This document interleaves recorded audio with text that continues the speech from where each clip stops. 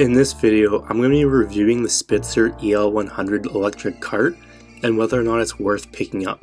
So what we're going to be covering in this video are my first impressions, how it actually performed, how is the quality, some pros and cons, and also the best place to buy. So if you just are looking for the best and cheapest place to pick it up, I will leave a link down below. At the time of the video, that was the best place we could find it, so you can go ahead and check out the current price if you want.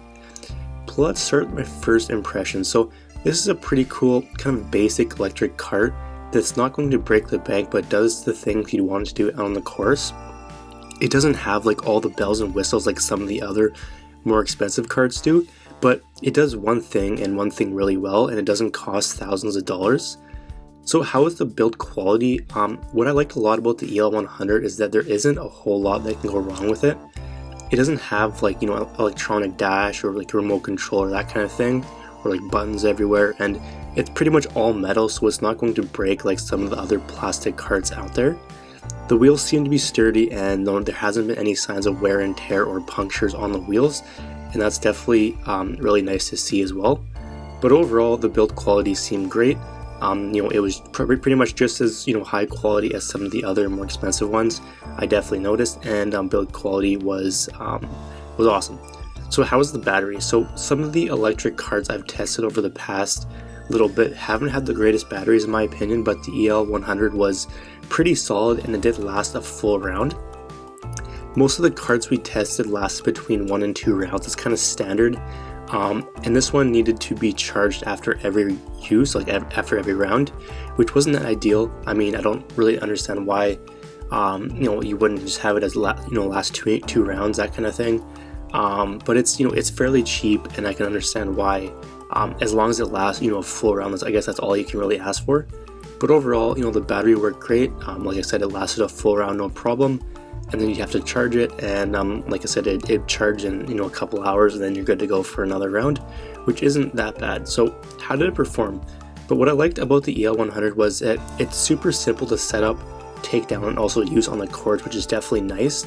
There isn't a whole lot of buttons and features like some of the others, and it did the job it was made to do, and I was definitely pleased to see that.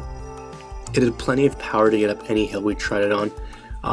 There are some courses in my area that are really hilly, up and down, and it made it up no problem, and there was nothing negative to say there. The only thing I really noticed was the wheelbase wasn't as wide as some of the others, and it made it a little bit top heavy. It didn't happen to us, but I assume that if you're on a really steep hill going sideways, it could potentially tip over. Like I said, it didn't happen to us, but that's just one thing to note, and one thing I definitely noticed. Pros is an inexpensive electric pushcart. The battery lasts a full round no problem. It's easy to set up and take down, and there isn't a whole lot that can break on it. Cons, it's pretty basic and doesn't come with as many features as some of the other electric carts. It wasn't the most sturdy cart on the market in my opinion, and there isn't any storage on it. You can buy additional accessories, but it doesn't actually come with any storage on it. Frequently asked questions. So is it remote controlled? No, it's not. So what's the battery weight? It's about 8 pounds. And then is there an umbrella holder or accessories? And it doesn't come with any, but you can buy additional accessories on it. The breakdown performance score, I'll give it a 9. Price score, I'll give it an 8. Durability score, I'll give it a 9. Personal score, 8.5, which is definitely really solid. But is it worth it, taking into account all that? I would say if you're in the market for a quality electric golf cart that's not going to break the bank, this could be a great fit. It doesn't have all like the bells and whistles, but it's built well.